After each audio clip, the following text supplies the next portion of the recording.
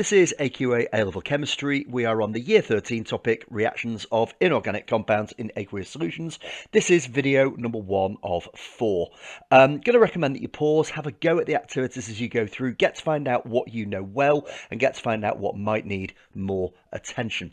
So, in this video, in the first part, we're going to look at metal aqua ions, and we're going to look at how the acidity of those is determined.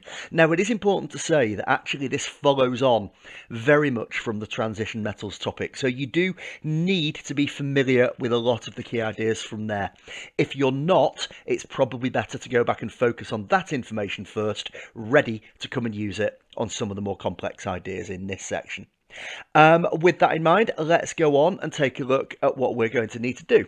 So we know that we have seen complexes before, we recognize them. We've got one here that you've seen in the transition metals topic, and it's the CuH2O6 plus 2 complex.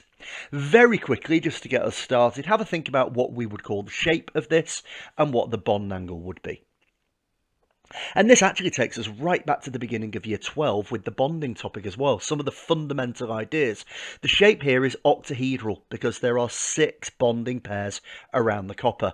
And octahedral has a bond angle of 90 degrees. So with that in mind, have a go at sketching out some complexes. I've got 2 here, and it is very important that we do these 2. We are looking at iron 2 and iron 3 with H2O6 for a particular reason. So the way that I would draw them out, I would start by drawing the 6 bonds in, and then I'm going to start to add my water ligands. Now I've added these 2 first because we can see the Fe is bonded via a lone pair on the O. That's why there's a dative covalent bond. But you've got to be familiar with that idea as well as you do the remaining 4 ligands. So you'll see the bond is going to the O in each of those cases. Now, to make sure that it's shown as a complex, I'm going to put square brackets around it, and I'm going to duplicate that before we do anything else, because actually FeH2O6 plus 2 and FeH2O6 plus 3 are pretty much identical apart from one thing. Water has 0 charge, but on the left hand side I've got iron with a charge of plus 2, and here I've got an iron with a charge of plus 3. But we don't put those charges on the central ions. We put them on the overall complex. So they go outside the square brackets. And you can see how they are represented here. Okay, let's go on to look at a really important characteristic actually of plus 2 ion complexes and plus 3 ion complexes, and we're going to compare their acidity. So have a think about these questions. So the first one is, how do these 2 compare in size? Well, if we take a look at them, you can see they contain 1 Fe, they contain 6 H2O. Their sizes are pretty similar. But we can also see there is a fundamental difference in charge. My FeH2O6 plus 2 is a lower charge than FeH2O6 plus 3. Of course it is. We can see it right there in the formula. But what does that then mean about charge to size ratio? Well, if the size is the same, but the charge is bigger, then there is a higher charge to size ratio in the FeH2O6 plus 3. And again, I've highlighted that here because that is an incredibly important factor for what we are about to look at. So I've now got them drawn out here. This has got a little bit of extra information on. The arrows are representing the fact that these are dative covalent bonds. That's always the case in a complex. Central metal ion, and the ligands providing the lone pair of electrons for the bond.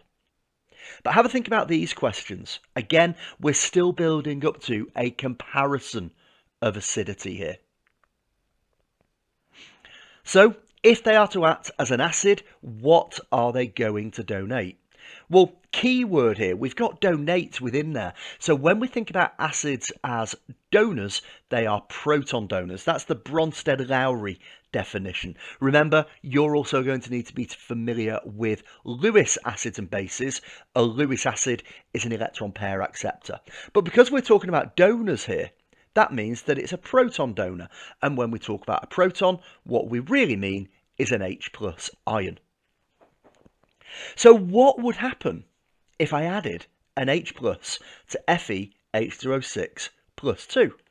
Well, there's my ligand starting off, and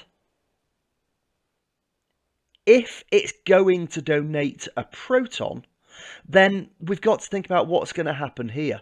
My H2O, most of them aren't going to change.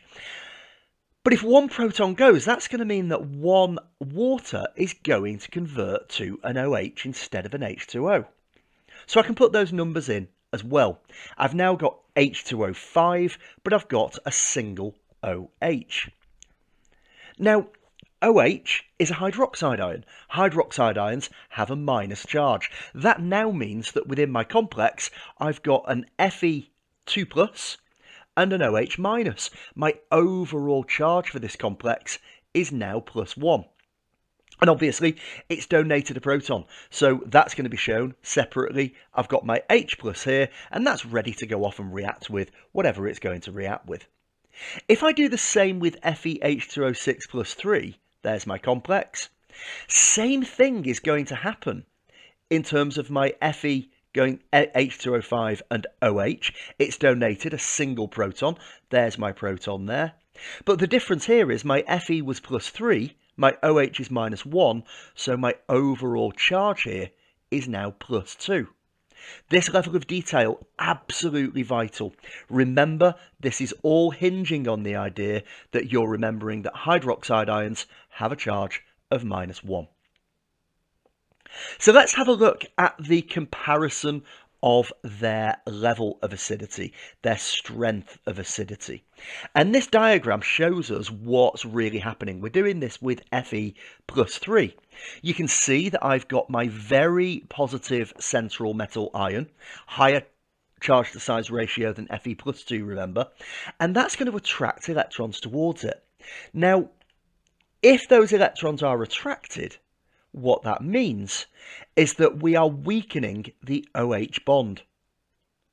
That means that the H plus is more easily lost, and that's this H here going off as an H plus.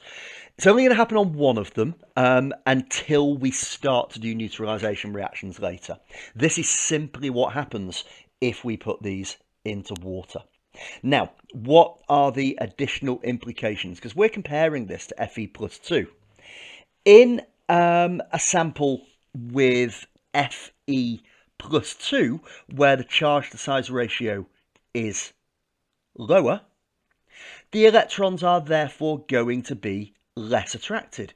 There's less of a strong pull by the central metal ion, and that means that the OH bond is weakened less. And that means it's less easy to lose this H as an H plus. It's less easy to donate that H plus. The implication of this is that M plus 3 ions, so we're looking at ion here, Fe plus 3, is going to form more acidic complexes than those with central metal ions with a +2 charge. So do bear that in mind. You need to remember that fact, but we've just talked about the reasons why. We've also got to consider that actually this is not the only way that we can write this equation. We know that H plus ions don't really exist. They're too small, they're too attractive to other things, so it's a simplification of the reality. Bearing in mind what you know about acids and bases or any other chemistry, can you write an equation that shows the addition of water? Well, that's what we started with earlier. That's the breakdown with the H plus being donated. But the H plus ion actually exists as an oxonium or a hydroxonium ion.